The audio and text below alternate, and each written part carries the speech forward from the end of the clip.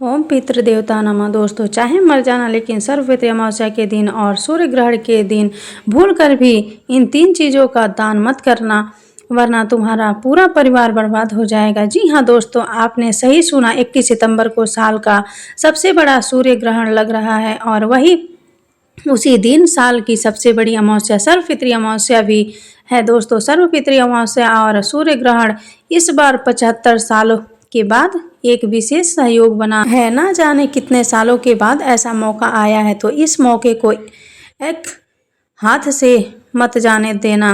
जी हाँ दोस्तों, देखिए, सर्वपितृ अमावस्या वह दिन है जब सब लोग अपने पितरों को याद करते हैं, पितरों का श्राद्ध करते हैं, पितरों का तर्पण करते हैं और पितरों की आत्मा की शांति के लिए कई तरह के उपाय और पूजा पाठ करते हैं। तो दोस्तों, सर्वपितृ अमावस्या का महत्व तो हमारे शास्त्रों में बहुत ज़्यादा मात्रा में शुभ बताया गया है, लेकिन वही इस दिन सूर्य ग्रहण भी पड़ रहा है और कहते हैं शास्त्रों के अनुसार ग्रहण एक अशुभ घटना होती है।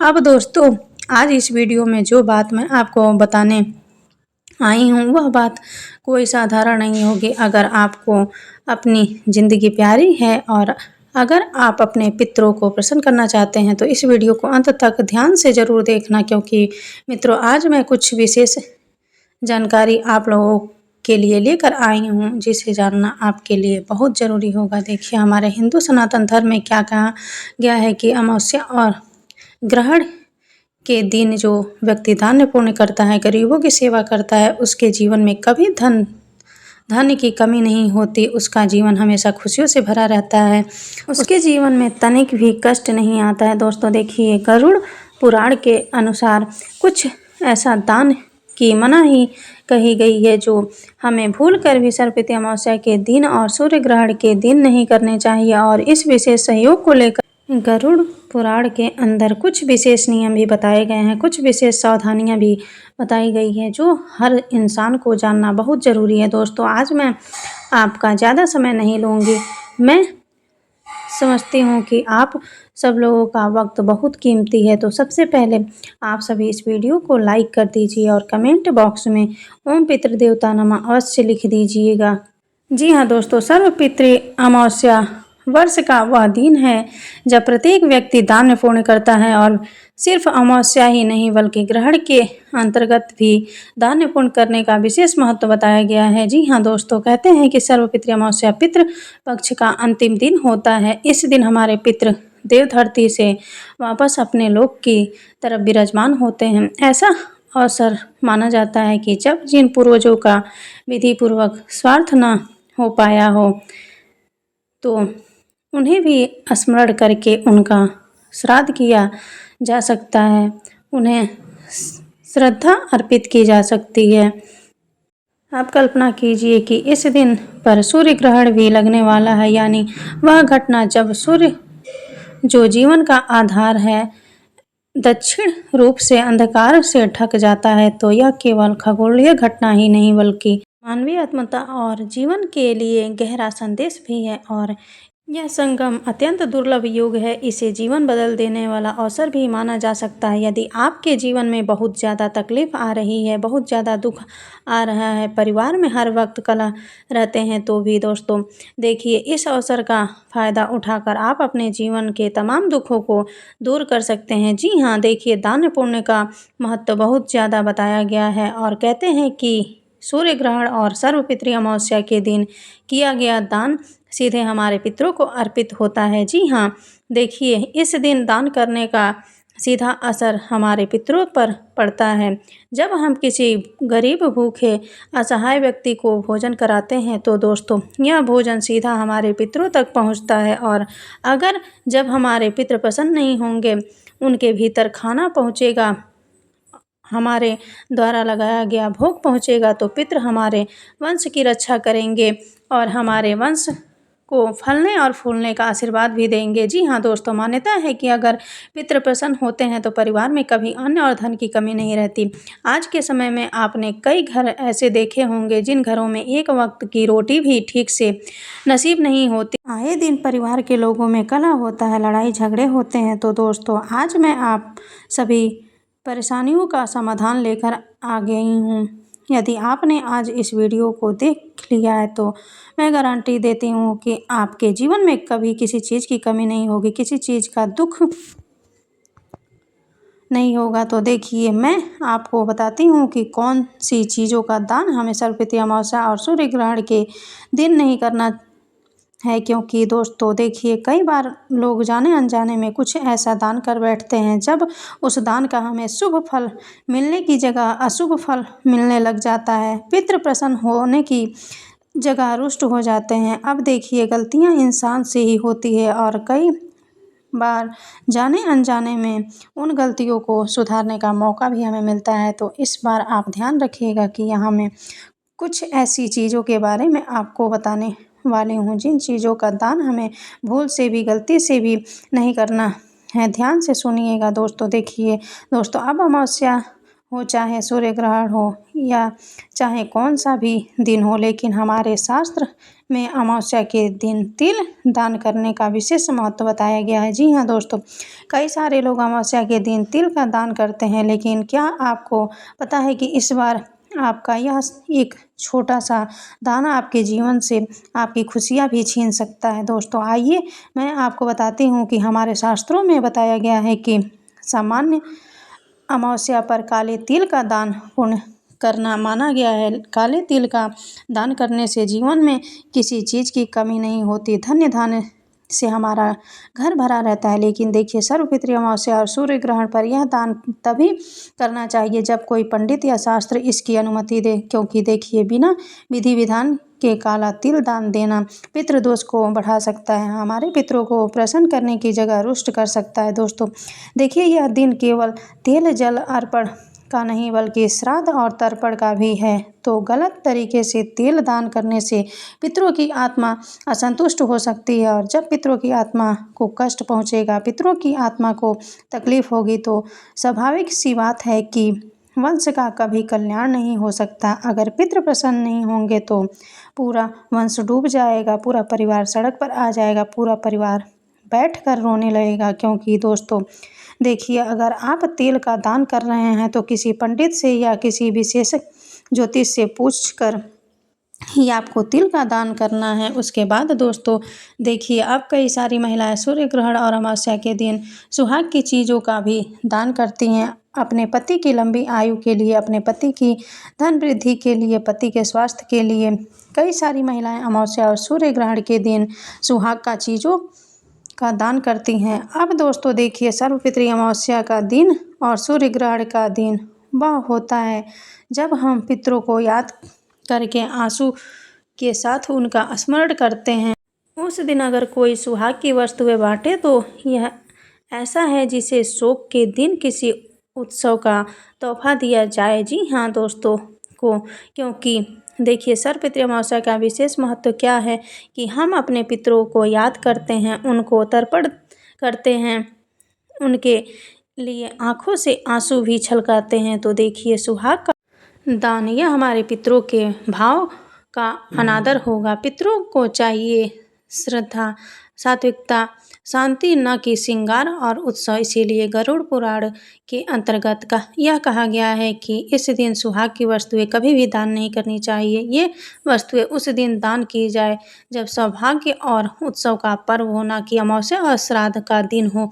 दोस्तों देखिए, आप सभी को मैं बता देती हूँ कि सुहाग की वस्तुएं पति पत्नी के प्रेम और दीर्घायु का प्रतीक होती है। सुहाग की चीज़ें हमें किसी शुभ दिन, किसी शुभ अवसर पर ही दान करना है। सर्वपितृ अमावस्या के दिन भूल कर भी नहीं करना है, क्योंकि श्राद्ध का दिन वियोग का स्मरण कराता है। ऐसे दिन सुहाग की चीज़ों का दान करना आत्माओं को असंतुष्ट कर सकता है। दोस्तों देखिए, धर्मशास्त्रों और पुराणों में कहीं भी अमावस्या प्रीत पक्ष पर सुहाग की वस्तुएं दान करने का उल्लेख नहीं मिलता है। इसके विपरीत कहा गया है कि इस दिन सात्विक वस्तुएं, अन्न, तिल, जल, वस्त्र और अन्य दान ही सबसे श्रेष्ठ दान माना गया है। अब देखिए, कई बार लोग अन्य दान को समझते नहीं हैं कि हमें कौन से अन्न का दान करना चाहिए। अब अन्न तो कितने ही सारे, गेहूँ, चावल, दाल, पकवान, मिठाइयाँ, सब्जियाँ, कितने ही सारे अन्न हैं। लेकिन कई बार जब लोग अन्न की सामग्री दान करते हैं तो जैसे कई सारे लोग एक पाउच बनाते हैं, यानी कि एक झोला बनाते हैं जिसमें थोड़े से चावल, थोड़े से खाना बनाने के सामान, थोड़ी सी सब्जियां, फल फ्रूट। लेकिन ध्यान रखिएगा कि उन सामान के अंदर भूल कर भी अगर तुम किसी को रसोई का सामान दे रहे हो तो दान में तो नमक की थैली बिल्कुल भी नहीं होनी चाहिए। इसका मुख्य कारण क्या है कि नमक रिश्तों को और जीवन का स्वाद माना जाता है, यानी कि नमक ऐसी चीज़ है जो जीवन में रिश्तों स्वाद डालने का काम करती है। भोजन में तो नमक स्वाद डालता ही है, तो अमावस्या पर नमक का दान आपके रिश्तों में खट्टापन ला सकता है, आपके रिश्तों को खोखला कर सकता है, आपके पितरों को प्रसन्न करने की जगह रुष्ट कर सकता है। क्योंकि देखिए, नमक का दान करने से घर की सुख शांति चली जाती है, रिश्तों में मतभेद होना शुरू हो जाता है, रिश्तों में खालीपन आने लग जाते हैं, रिश्ते रूखे सूखे हो जाते हैं। यह छोटा सा प्रतीक है कि अगर जीवन का स्वाद ही बिगड़ जाए तो इंसान कितनी भी मेहनत कर ले, सुख का अनुभव नहीं कर पाएगा। इसीलिए हमारे शास्त्रों में अमावस्या के दिन नमक का दान वर्जित माना गया है, क्योंकि नमक एक इंसान के वास्तु को भी प्रभावित करता है, नमक इंसान के ग्रहों को भी प्रभावित करता है। इसलिए न तो इस दिन हमें नमक का दान करना चाहिए और ना ही नमक का दान लेना चाहिए। अब दोस्तों देखिए, इस दिन हमारे शास्त्रों में बताया गया है कि कई सारे लोग अपने पितरों की खुशी के लिए, अपने पितरों के तर्पण के लिए चप्पल, बेल्ट, छतरी का दान करते हैं ताकि पितृ प्रसन्न हो। लेकिन मैं आपको एक बात बता देती हूँ कि चमड़े की वस्तुओं का प्रयोग उन चीज़ों में भूल कर भी नहीं होना चाहिए। अगर आप चप्पल दान करते हैं तो ध्यान रखेगा कि वह चप्पल चमड़े की ना हो।